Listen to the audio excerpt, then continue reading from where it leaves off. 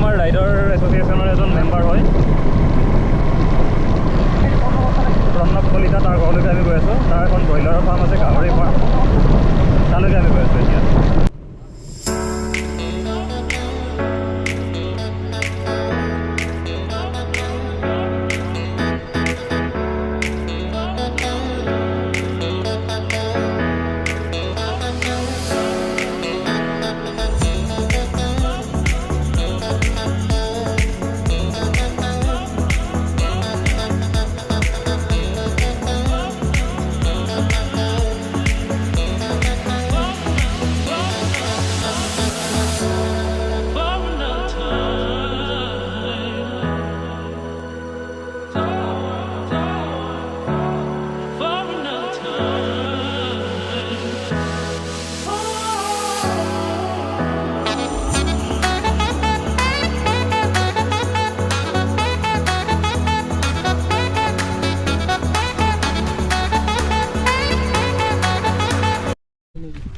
Hello' everyone, welcome back to K Krishna's blog.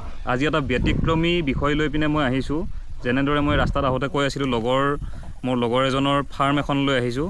ইয়াতে সি গাহৰি পালন কৰে, লগতে আৰু কিবা কিবি আনুষংগিক বস্তু আছে। গোটেইখিনি দেখুৱাবৰ কাৰণে মই চেষ্টা কৰিম আপোনালোকক, আৰু তেওঁ ব্যৱস্থাপনাখিনি কেনেদৰে বৰ্তাই ৰাখিছে, মেইনটেইন কৰি ৰাখিছে, সেইখিনি মই আপোনালোকক বুজাবলৈ চেষ্টা কৰিম। তেনেহ'লে বলকচোন মোৰো ভিডিঅ'টো আজি আৰম্ভ কৰোঁ। এইটো হৈ গ'ল প্ৰথমতে মই ফিচাৰীটো দেখুৱাইছোঁ। এই পুখুৰীটো মাছ পালন কৰি আছে ইয়াতে। এইটো কিমান চাইজ কিমান আছে? এইটো 2 বিঘা মানৰ হ'ব। 2 বিঘা। তাৰপিছত এতিয়া মই আগবাঢ়ো এইফালে গাহৰিৰ ফাৰ্মখনৰ ফালে। এইটো হৈ গ'ল গাহৰিৰ বাসস্থান। তোতকৈও বগা দেখোন। ক'ৰ পৰা আনিছা? এইটো ইয়ৰ্কশ্বায়াৰ প্ৰজাতিৰ, এইটো তেজপুৰৰ পৰা। কি প্ৰজাতিটোৰ নাম কি? ইয়ৰ্কশ্বায়াৰ। ইয়াৰ পোৱালিৰ কিমান দাম? পোৱালি 4টা বজায়। এতিয়া ইয়াৰ আনুমানিক ওজন কিমান হৈ আছে? ওজন 70-80 হ'ব। অ'কে। দানা কিমান? দানা কেনেকুৱা ধৰণৰ? দানা এইটো 35 পিক। এইটো দেখোন আকৌ আমাৰ কালু দাদা। এইটো হেমশ্বেয়াৰ। অ'কে, গাহৰি কাভি প্ৰজাতি হতা হে। এইকেইটা ৰুমকেইটা বনি আছে এতিয়া, অলপমান ভাঙিছিল, এতিয়া ৰৈ আছে। এইটো কি আছিল? এইটো F1। F1 এইটো বেলেগ। হেমশ্বেয়াৰ আৰু ইয়ৰ্কশ্বায়াৰ প্ৰজাতি F1। আজিয়ে শুনিছোঁ না। এইটো সেম প্ৰজাতি? এইটো সেম F1। এইটো ইয়াৰে ৰজা নেকি? নহয়, এইটো সভাপতি। নহয়, এইটো ডাঙৰ দেখোন চাইজৰ। এইটো নহয়, এইটো F1 হে। इसका वजन कितना होगा? वजन किमान আছে? 1 কুইণ্টেল। চব গাহৰি এনেকুৱাই আছে, 1 কুইণ্টেল 80 কেজি। হিৰক জ্যোতি এইটো এটা হেমশ্বেয়াৰ। হিৰক? মই ভবাতকৈ ডাঙৰ বা মই ইমান ডাঙৰ বুলি গম পোৱা নাছিলোঁ। এইটো এই যৌথ পৰিয়াললৈকে আছে। এইটো পোৱালি আছে, পোৱালি লাগিলে আমাক কণ্টেক্ট কিমান দিন হ'ল? এইটো পোৱালি 25 দিন হ'ল আৰু 20-25 দিন।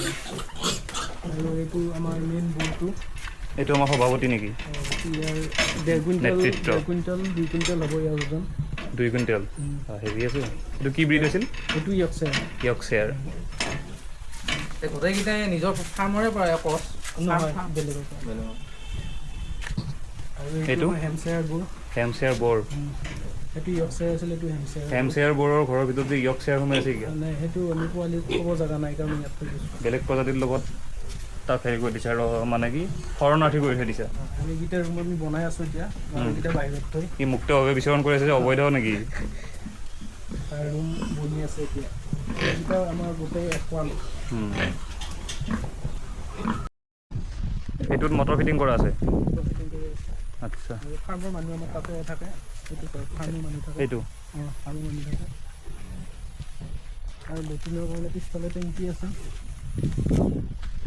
হাঁহকেইটা এইকেইটা কেইটামান আছে? 15-20টামান আছে হাঁহ টোটেল। এইফালে আছে, সেইফালে আছে। ছাগলীও প্ৰতিপালন কৰি আছে লগতে, গাহৰিৰ লগতে। ইয়াতে কুঁহিয়াৰৰ খেতিখিনি তোমাৰ নেকি? এইটো চতুচা ছাগলীহে, সৰু ছাগলী এটা। বাকীবিলাক ক'ত ভিতৰত আছে নেকি এতিয়া? গোটেইখিনি ভিতৰত ঘাঁহ খাই আছে, ভিতৰত সোমাই। কুঁহিয়াৰৰ খেতি আছে আমাৰ।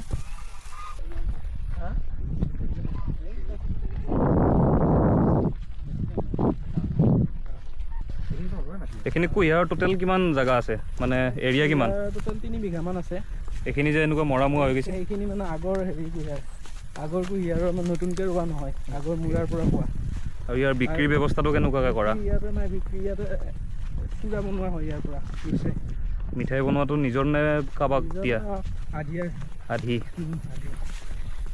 সুন্দৰ এই কুঁহিয়াৰৰ যিটো কুঁহিয়াৰ পেৰা যিটো ছিষ্টেম আছিল সৰুতে যিটো দেখা পাইছিলোঁ আজিকালি একদম দুষ্প্ৰাপ্য ৰেয়াৰ হৈ গৈছে এইটো বগী ফেন যিটো স্কুলৰ পৰা আহোঁতে যি পথৰ মাজেদি যায় আমি দেখা পাই গৈছিলোঁ খালটোত এইবাৰ মানে হেৰি হ'ল এইটো ওপৰত এইটো পৰি গ'ল পৰি যোৱাৰ কাৰণে গোটেই এইখিনি কুঁহিয়াৰ তোমাৰ নেকি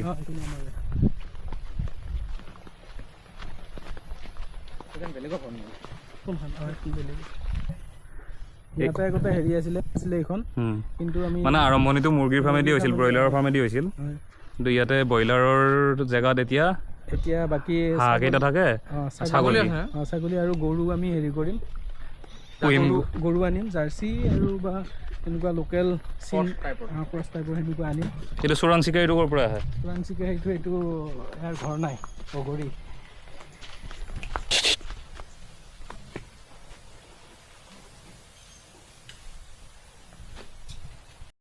আৰু ইমানতে মই আজিৰ ভিডিঅ'টি সামৰণি মাৰিম আজি ফাৰ্মখনত যিমানখিনি মই দেখুৱালোঁ ছাগলী হাঁহ লগতে গাহৰিৰ পোৱালি ইত্যাদি যদি আপোনালোকক কাৰোবাক লাগে তেনেহ'লে মই ডেছক্ৰিপশ্যনত এখেতৰ নাম্বাৰটো দি দিম তাত গৈ কণ্টেক্ট কৰিব পাৰে লগতে যিকোনো ধৰণৰ তথ্য সহায় যদি আপোনালোকক লাগে কিবা দৰকাৰ হয় এখেতক আপোনালোকে কণ্টেক্ট কৰিব পাৰে আৰু লগতে যদি আজিৰ ভিডিঅ'টি চাই আপোনালোকে ভাল পাইছে তেতিয়াহ'লে লাইক কমেণ্ট আৰু ছাবস্ক্ৰাইব কৰি দিবলৈ একেবাৰে নাপাহৰিব ভিডিঅ'টি চোৱাৰ কাৰণে বহুত বহুত ধন্যবাদ থেংক ইউ